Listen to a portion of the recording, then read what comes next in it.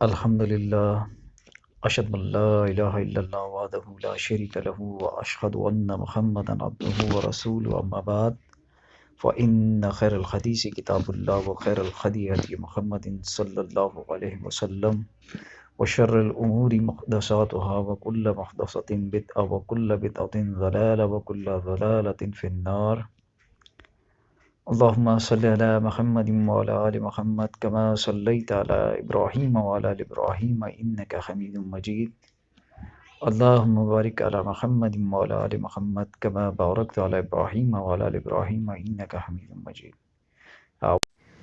اعوذ باللہ السمیع العلیم من الشیطان الرجیم من ہمزہ ونفثہ ونفثہ بسم اللہ الرحمن الرحیم۔ قرآن مجید میں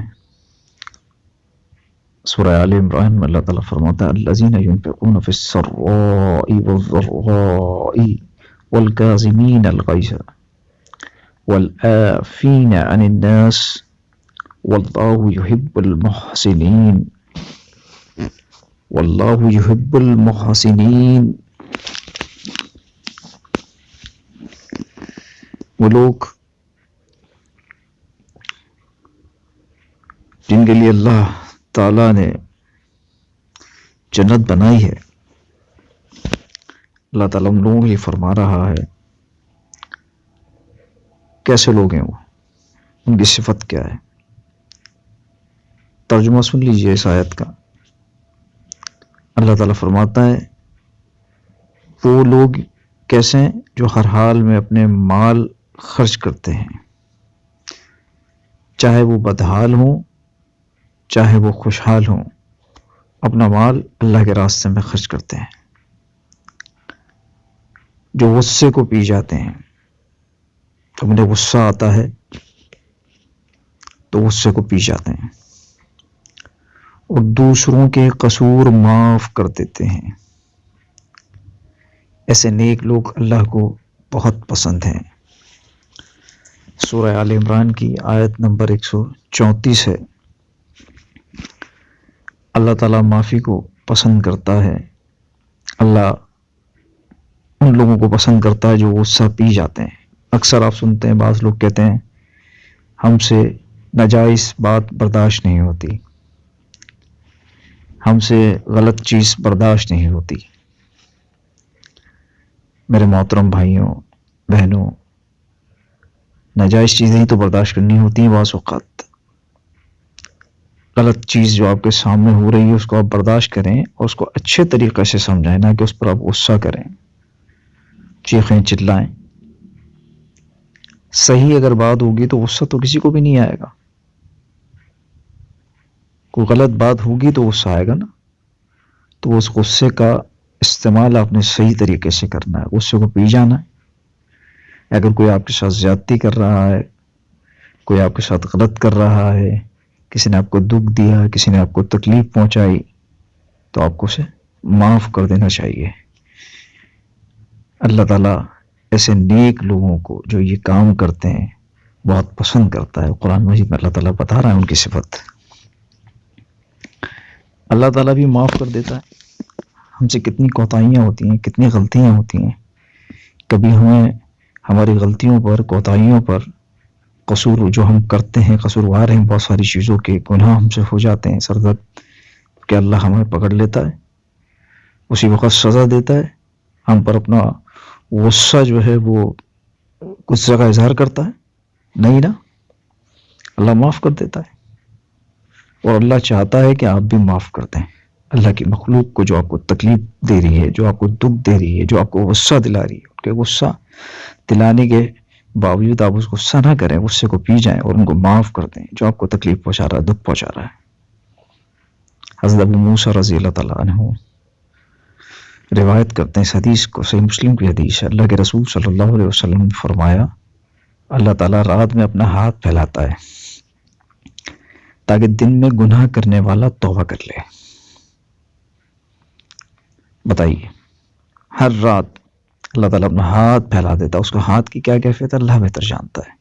ہمارا ایمان ہے اس حدیث میں، وہ رب کائنات ہے جس نے پوری کائنات کو بنایا، وہ ہر ہاتھ پھیلاتا ہے تاکہ دن میں گناہ کرنے والا توبہ کر لے، اللہ سے معافی مانگ لے اور اللہ اسے معاف کر دے، اور دن میں اپنا ہاتھ پھیلاتا ہے تاکہ رات میں گناہ کرنے والا توبہ کر لے، اللہ اس کی بھی توبہ کو قبول کر لے۔ اللہ تو موقع ہمیں فراہم کر رہا ہے، اپنی رحمت کے بارے میں بتا رہا ہے اپنے نبی صلی اللہ علیہ وسلم کے ذریعے۔ اللہ کے رسول صلی اللہ علیہ وسلم مزید فرماتے ہیں یہاں تک کہ سورج مغرب سے طلوع ہو جائے، مغرب سے نکل جائے، اس وقت پہ توبہ کے تمام دروازے بند ہو جائیں گے۔ لیکن اللہ کیا کر رہا ہے؟ معافی کرنے کو پسند کرتا ہے، معاف کر رہا ہے۔ تو ہمیں اللہ کے رسول صلی اللہ علیہ وسلم کی ان تمام باتوں کو اپنے ذہن میں رکھنا چاہیے۔ بخاری اور مسلم کی ایک اور حدیث ہے، حضرت عائشہ رضی اللہ تعالیٰ عنہ، میری اور آپ کی ماں، تمام امت کی ماں، فرماتی ہیں کہ رسول کریم صلی اللہ علیہ وسلم نے فرمایا جب بندہ اپنے گناہ کا اعتراف کرتا ہے اللہ کے سامنے اور پھر توبہ کرتا ہے تو اللہ تعالیٰ اس کی توبہ قبول کر لیتا ہے۔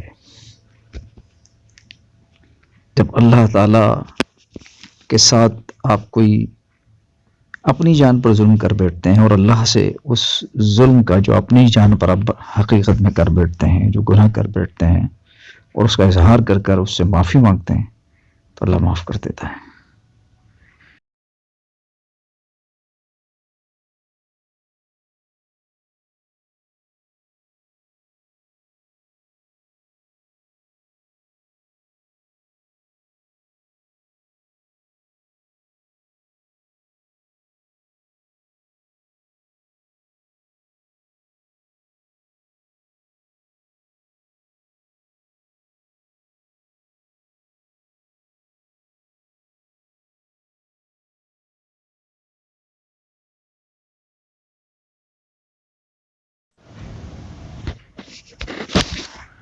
اب ہوتا کیا ہے کہ ہم غصے میں کیا کرتے ہیں کہ آپس میں ایک دوسرے سے تعلقات خراب کر لیتے ہیں، اپنے مسلمان بھائی، مسلم بھائی سے ملنا جلنا چھوڑ دیتے ہیں، اس سے خفا رہتے ہیں، ناراضگی کا اظہار کرتے ہیں، سلام کرنا چھوڑ دیتے ہیں۔ ابو داؤد کی حدیث ہے، سند اس کی صحیح ہے، اللہ کے رسول صلی اللہ علیہ وسلم نے فرمایا کسی مسلم کے لیے، مسلمان کے لیے مناسب نہیں ہے کہ وہ 3 دن سے زیادہ کسی مسلم بھائی سے ملنا جلنا چھوڑ دے۔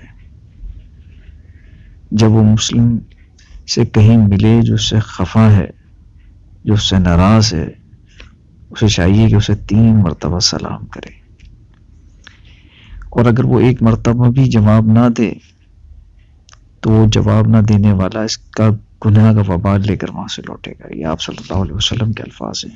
اور آج آپ اپنی حالتیں دیکھیں، اپنے سگے بھائی، سگی بہنوں سے مہینوں سالوں بات چیت نہیں کرتے، شکل دیکھنا ان کی پسند نہیں کرتے، اور اللہ کے رسول صلی اللہ علیہ وسلم ہمیں بتا رہے ہیں 3 دن سے زیادہ ملنا جلنا چھوڑنا نہیں چاہیے۔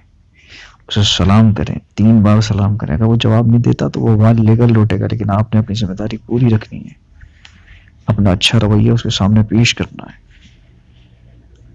تو یہ غصہ جو ہے، جو حرام ہے، کیوں حرام ہے؟ کیونکہ نقصان پہنچاتا ہے، رشتوں میں درار ڈال دیتا ہے، دوستیوں میں کو نفرت میں بدل دیتا ہے۔ اللہ کے رسول صلی اللہ علیہ وسلم نے فرمایا، صحیح سند کے ساتھ حدیث ہے، کہ پہلوان وہ نہیں ہے جو پچھاڑ دے، یعنی جو جیت جائے، جب اس کی کشتی ہو تو وہ ہرا دے کسی کو، پہلوان وہ نہیں ہے۔ آپ صلی اللہ علیہ وسلم نے فرمایا بلکہ پہلوان وہ ہے جو غصے کو پی جائے۔ تو غصے کو پی جائیں، اللہ تعالیٰ کی محبت آپ کو مل جائے گی، اللہ آپ سے محبت کرنے لگے گا۔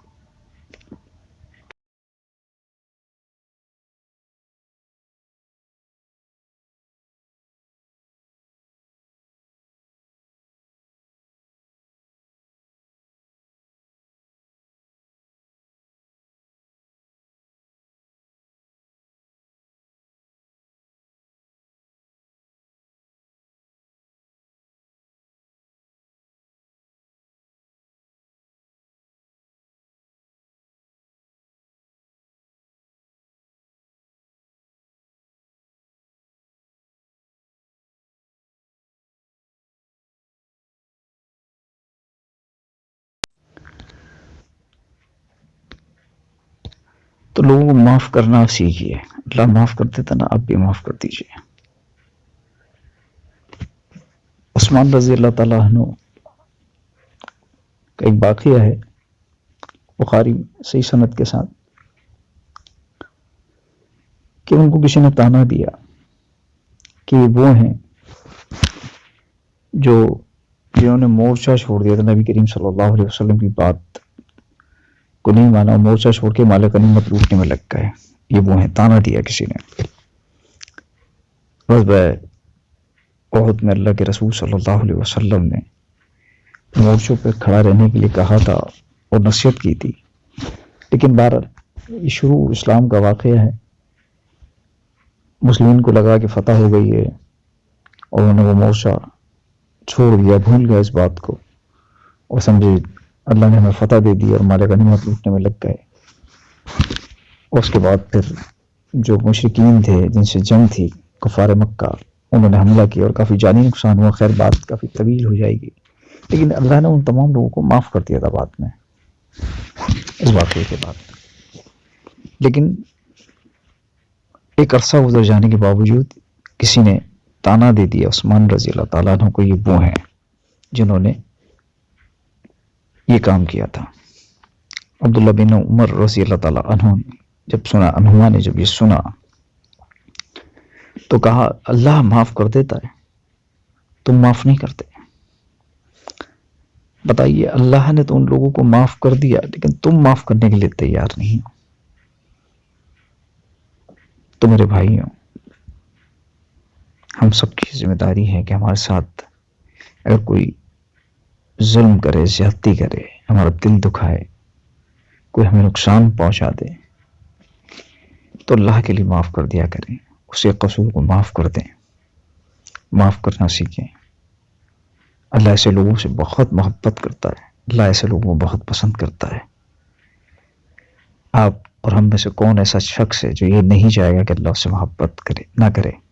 ہر کوئی چاہے گا اللہ محبت کرے، اللہ اسے پسند کرے. اور جب اللہ اسے پسند کرے، اس سے محبت کرے، تو آپ کو معلوم ہے کہ تمام مخلوق پھر اس سے محبت کرنے لگتی ہے، تمام مخلوق اسے پسند کرنے لگتی ہے. تو اس دنیا میں آنے کا مقصد ہی یہی ہے کہ اللہ ہم سے راضی ہو جائے، اللہ کی محبت ہمیں مل جائے، اللہ ہمیں پسند کرنے لگے اور اس جنت کا وارث بنا جس کا عرض زمین و آسمان کے برابر ہے. تو اس کے لیے کیا کرنا ہے؟ ہمیں اس کے لیے ہر وہ کام کرنا ہے جس سے اللہ ہم سے راضی ہو جائے. اور ایک بڑا اہم چیز ہے یہ کہ درگزر کرنا سیکھیے. آپ سوچتے رہیں گے، اندر غصہ کرتے رہیں گے، اس سے ہوگا کہ آپ کی صحت خراب ہوگی.